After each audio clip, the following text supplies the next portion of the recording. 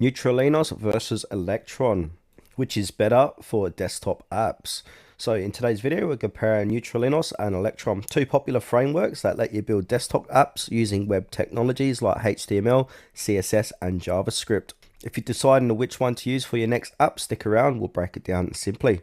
Alright, we'll start off with Electrons. So Electron is the most well-known desktop app framework that powers big apps like VS Code, Discord, and Slack. It lets you use web tech to build powerful cross-platform desktop apps, and it includes Chromium and Node.js in every app. Now, it does have a huge ecosystem and community, works on Windows, Mac OS, and Linux, built-in Node.js support, and it also has powerful APIs and third-party modules.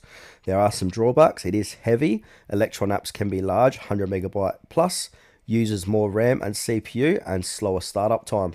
Now, this is best for big apps where performance is less important than flexibility and ecosystem. Alright, so next is Neutralinojs. It is a lightweight alternative to Electron.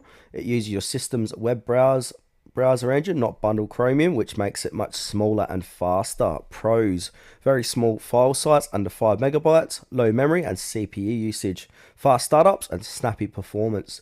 Still supports HTML, CSS, JS, and native OS features.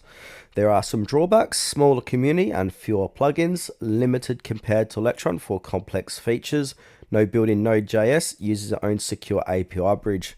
Now, this is best for small to medium apps where performance and size matter more than those fancy features. Okay, final verdict, which one should you pick? So go for Electron if you're building a feature-rich app and want to access Node.js, rich APIs, and large libraries, or go for Neutralinojs if you care about lightweight apps, speed, and low system usage.